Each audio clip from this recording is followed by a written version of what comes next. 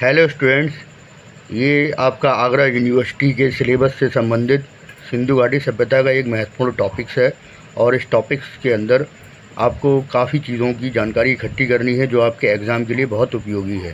साथ ही साथ ये आपके लिए IAS, PCS, SSC, bank, railway, TET, super TET और अदर एग्ज़ाम में भी बहुत ज़्यादा उपयोगी है, क्योंकि इतिहास से सभी एग्ज़ाम्स में क्वेश्चन पूछे जाते हैं।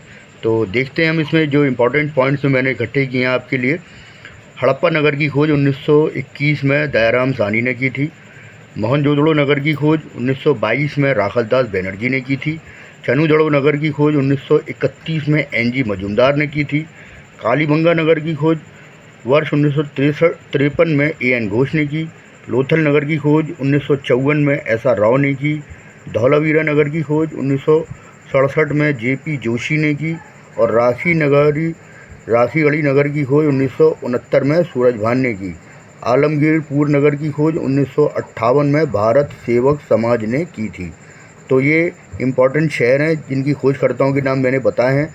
कभी कभी एग्ज़ाम में केवल नगरों के नाम दे देते हैं और उनकी खोज वर्ष के आधार पर क्रम के अनुसार भी लगाना पड़ता है, तो इनको आप अच्छे तरीके से अपनी एक कॉपी पर लिख लेना। आगे बढ़ते हैं हम।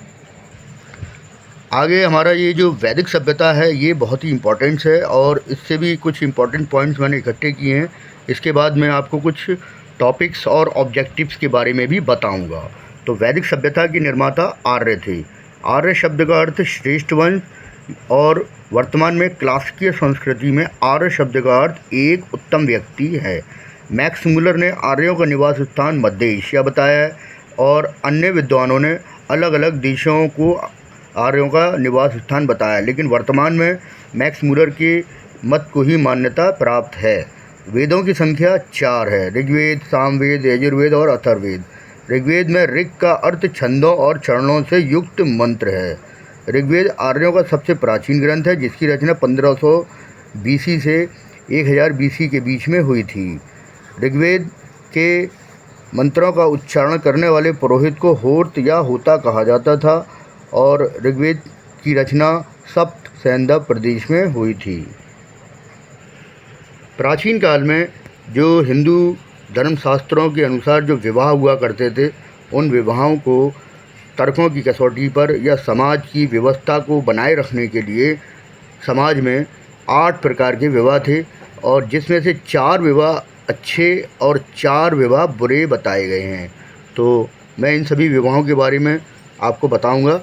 तो एग्ज़ाम में आपसे पूछा जाता है कि हिंदू धर्मशास्त्रों में विवाह के कितने प्रकार मिलते हैं, तो आप आंसर लगाएंगे 8। और इनमें अच्छे विवाह 4 हैं जो प्रथम है और जो बुरे विवाह हैं वो भी 4 हैं जो अंतिम है, जो मैं आपको क्रम के अनुसार बताऊंगा।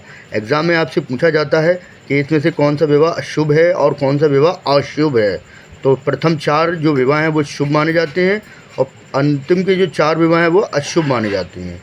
तो पहला जो विवाह है वो है ब्रह्म विवाह, समान वर्ण में विवाह, यानी कि एक वर्ण में ही माता पिता की इच्छा के अनुसार जो विवाह होते थे वो ब्रह्म विवाह कहलाते थे।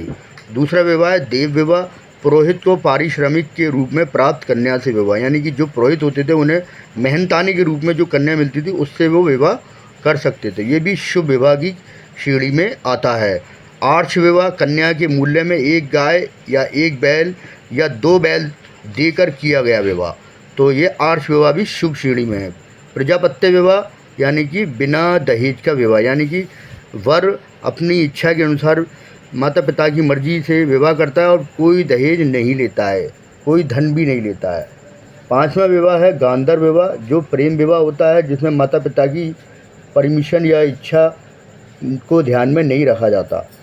6वां विवाह है आसुर विवाह, कन्या खरीद कर किया गया विवाह। राजा दशरथ और कैकेयी का विवाह इसी प्रकार का है। राजा दशरथ ने कैकेयी को खरीद करके विवाह किया था, तो ये भी अशुभ विवाह में माना जाता है।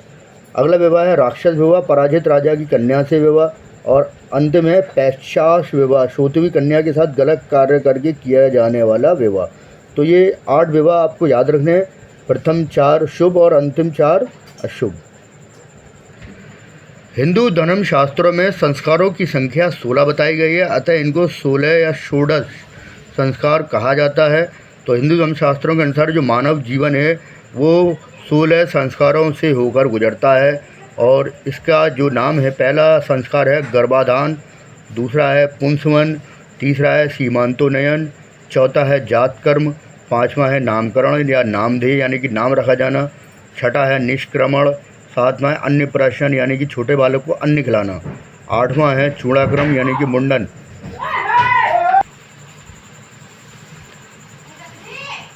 आगे है आपका अन्नप्राशन, चूड़ाक्रम या मुंडन, कर्णछेदन, विद्यारंभ, 10वां है, 11वां उपनयन, 12वां है वेदारंभ, 13वां है समावर्तन, 14वां है विवाह, 15वां है वानप्रस्थ और 16वां अंतिम है अंत्येष्टि। यानी कि मानव जीवन के ये 16 संस्कार हैं, ये उसके पूरे जीवन की गाथा कहलाते हैं। इसके संबंध में विशेष जानकारी चाहिए तो मुझे कमेंट करके ज़रूर बताना, तो मैं इसके डिटेल में आपको एक अलग वीडियो बना करके प्रस्तुत करूँगा। ठीक है, थैंक यू। आगे मैं अभी कुछ ऑब्जेक्टिव्स हैं वो डिफ़ाइन कर देता हूँ। क्वेश्चन नंबर 1, पूर्व वैदिक या ऋग्वैदिक संस्कृति का काल कहा जाता है, यानी कि ये टाइम पीरियड कौन सा कहलाता है, और इसका सही उत्तर है 1500 BC से 1000 BC तक। अगला क्वेश्चन देखेंगे, उत्तर वैदिक संस्कृति का काल माना जाता है और उत्तर वैदिक संस्कृति का जो काल है वो 1000 BC से 600 BC तक माना जाता है। कौन से 3 वेद संयुक्त रूप से त्रयी या वेद त्रयी कहलाते हैं, और इसका सही उत्तर है ऋग्वेद, यजुर्वेद और सामवेद। इन तीनों को मिलाकर वेद त्रयी कहा जाता है।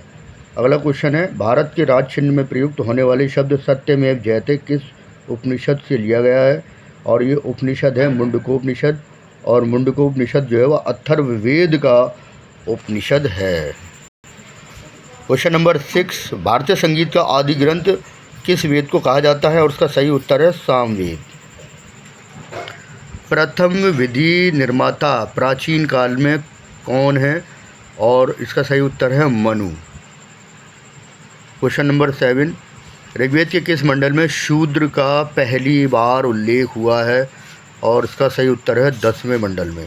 यानी कि पूरे ऋग्वेद में 10 मंडल और अंतिम मंडल में शूद्र शब्द का प्रयोग हुआ है। पुराणों की संख्या कितनी है, 18। तो ये बहुत इंपॉर्टेंट क्वेश्चन। अस्तोमा सद्ग में किस वेद से लिया गया है, और उसका सही उत्तर है ऋग्वेद से लिया गया है। शुल्ब सूत्र किस विषय से संबंधित है, और इसका सही उत्तर है गणित। आर्य बाहर से आए थे और सर्वप्रथम कहाँ बसे थे, पंजाब में बसे थे। ऋग्वेद में किस देवता के लिए पुरंदर शब्द का प्रयोग किया गया है, और ये सही उत्तर है इंद्र। दर्शन कितने हैं, 6 दर्शन हैं। हिंदू धर्मशास्त्रों में भू राजस्व की दर क्या थी, 1/6। गायत्री मंत्र किस ग्रंथ में है, ऋग्वेद में। ऋग्वेद के 3रे मंडल में गायत्री मंत्र लिखा गया है। पुराण का अर्थ क्या है, प्राचीन वर्णन और आख्यान। प्रस्थान त्रयी में क्या सम्मिलित है, उपनिषद, भगवद गीता और ब्रह्मसूत्र, ये तीनों ही शामिल हैं। सांख्य दर्शन के प्रतिपादक कौन है, कपिल। योग दर्शन के प्रतिपादक कौन है, पतंजलि। न्याय दर्शन के प्रतिपादक गौतम। वैशेषिक दर्शन के प्रतिपादक उणूक, कणाद।